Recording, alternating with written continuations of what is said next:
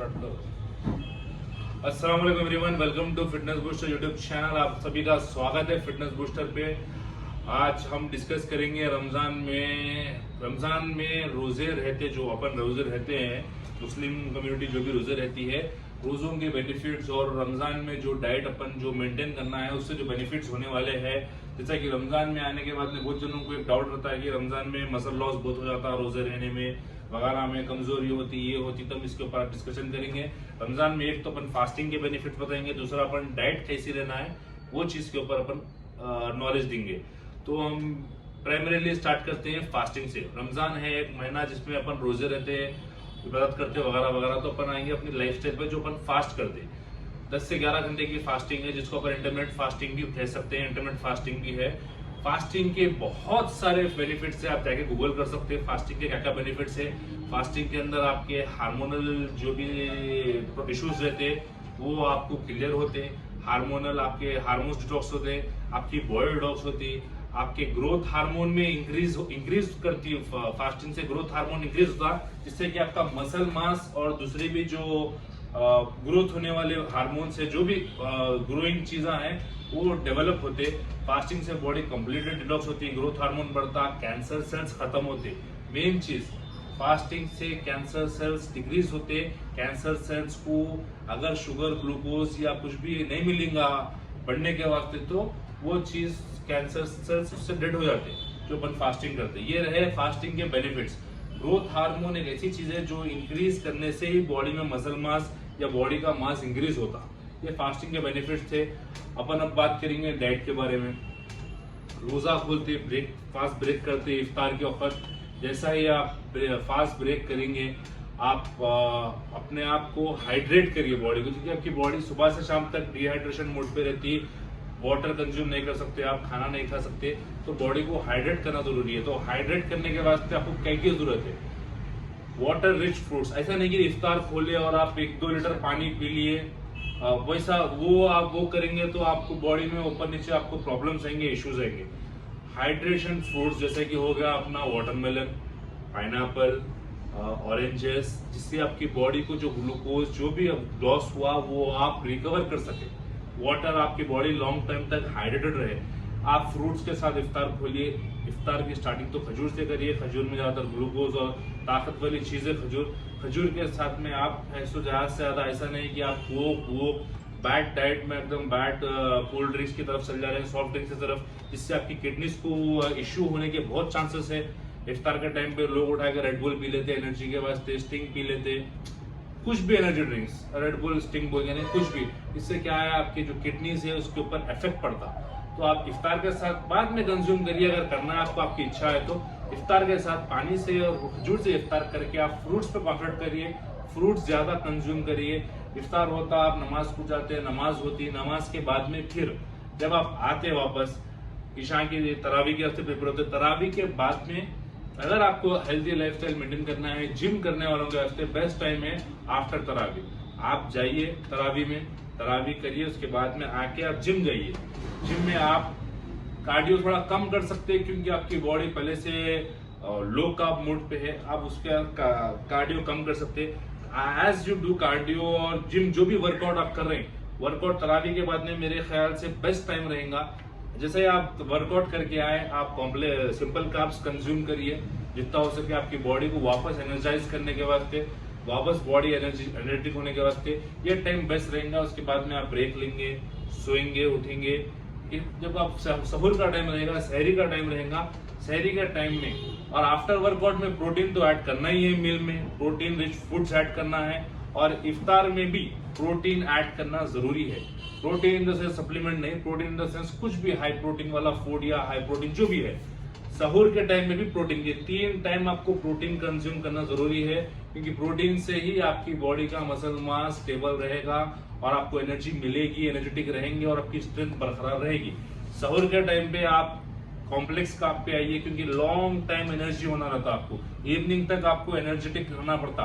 Complex carb ले लिए, आप सो गए, सहूर के बाद में फिर उठ गए, आपकी एनर्जी खत्म हो जाती, फिर आप लो मोड पे आ जाते।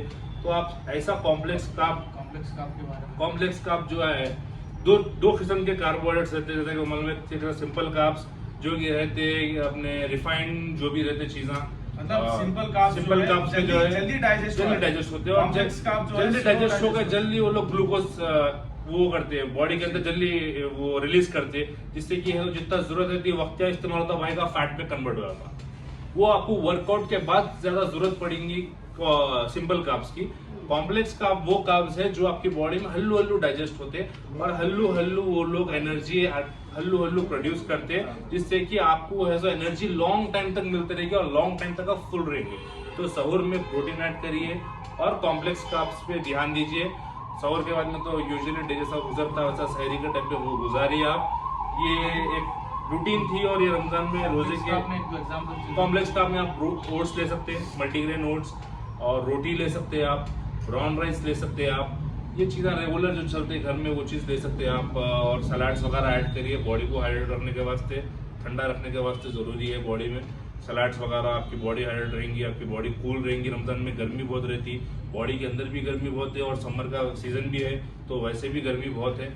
तो ज़्यादा सा सलाड्स ऐड करिए, जैसा कि पोस्ट वर्कआउट में बोला मैं, प्रोटीन और कार्ब्स के साथ वो लीजिए और सहूर के टाइम पे सलाड लीजिए ताकि बॉडी ज़रा कूल रहे, रिलैक्स रहे। और ये थे मेरे टिप्स जो कि मैं शेयर करा रमज़ान में डाइट के ऊपर। और सेकेंडरी रहा दूसरी चीज़ कि फास्टिंग के जो भी बेनिफिट्स है वो मैं आपको बताया।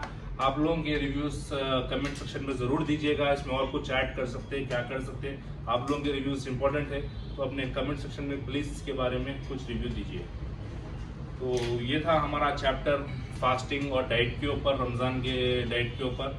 फैट लॉस करने वालों के वास्ते बेहतरीन सीज़न है, फैट लॉस अच्छा से अच्छा कर सकते हैं आप इसके अंदर। आप बहुत बेहतरीन तरीके से अपने बॉडी गोल्स को, जैसे इंटरमिटेंट फास्टिंग से फैट लॉस होता है, ये चीज़ प्रूवन है बहुत सारे स्टडीज़ में। तो आप ये भी कर सकते हैं, इंटरमिटेंट फास्टिंग के थ्रू फैट लॉस भी कर सकते हैं, बॉडी डिटॉक्स कर सकते हैं।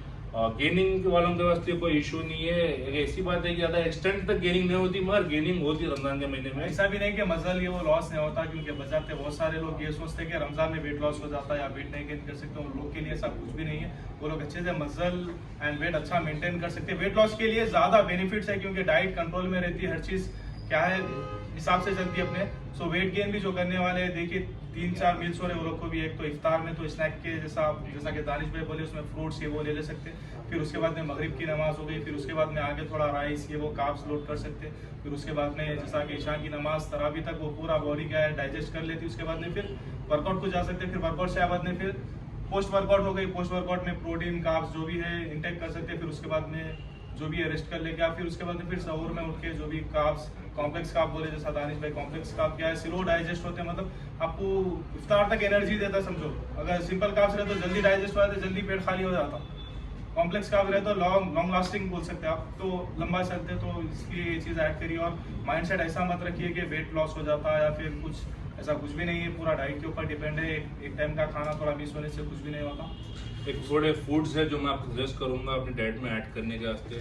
एक रहेगा आपको वाटरमेलन ऐड करिए डाइट में, एक आपको पाइनएप्पल, पपाया जो कि आपका डाइजेशन इजी और फास्ट करता। पपाया से बहुत सारे बेनिफिट्स है, एंटीऑक्सीडेंट रिच है, विटामिन सी रिच है जो कि आपके इम्यून सिस्टम को भी प्रोटेक्ट करता है। पपाया में और पाइनएप्पल सेम काम करते हैं। वाटरमेलन तो आप लोग मालूम है हाइड्रेशन ज़्यादा रखता है।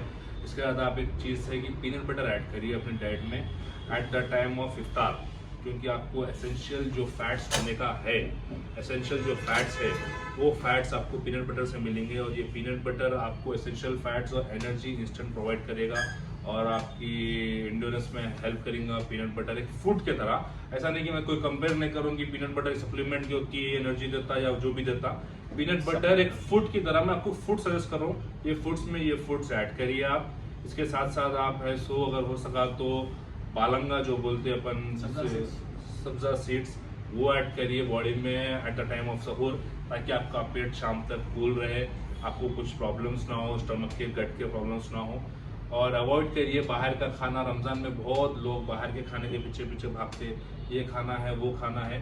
तो मैं खुद भी खाता हूँ भाई, मगर मेरी आप लोगों से गुजारिश है कि अवॉइड करिए, जितना हो सके उतना अवॉइड करिए। हलीम वीकली ट्वाइस चलती है, हलीम खाने का सीजन है मालूम है। ऐसा नहीं कि रोज हलीम खाए और आपको डायरिया हो जाओ जिसकी वजह से आपके रोजे छूट जाए या आप वीकनेस आ जाओ, वैसा नहीं। वीकली ट्वाइस खाओ, लेकिन दानिश भाई खुद रात लगा लिया वो सब चलते रहेगा, मगर मेरे सजेशन है जो मैं ये रमजान में भी फॉलो करने वाला हूँ वो मेरे को आप लोगों तक पहुंचाना था। जो कुछ भी नॉलेज मेरे ने है, बहुत सारे लोगों का शायद नहीं होंगी, शायद मेरे से ज्यादा भी होंगी, मगर मेरा मानना ये था कि ये करो। और सप्लीमेंट्स जो भी रिक्वायर्ड है आपको इस्तेमाल करने के, अगर आप यूज करना चाह रहे हैं तो उसके ऊपर हर टॉपिक बनेंगे, उसके ऊपर उमर भाई पूरा कंप्लीट आपको एक इसके पिक्चर। अलावा अगर कुछ डॉट्स भी आपको तो बिंदास आप हमारे नंबर पे कांटेक्ट कर सकते हैं। कुछ भी डॉट है डाइट के रिलेटेड या सप्लीमेंट्स के रिलेटेड या कुछ भी, आप हमें बिंदास नीचे दिए गए नंबर पे कॉल करिए या कमेंट सेक्शन में बताइए कि अगले वीडियो किस डाइट के ऊपर, किस चीज के ऊपर बनना है, कमेंट्स करके बताइए। आप लोग ये कमेंट्स देख के ही हम लोग वीडियोस बनाते हैं। Thank you so तो जुड़े रहिए हमारे साथ। Thank you so much. अस्सलाम वालेकुम, रमजान मुबारक।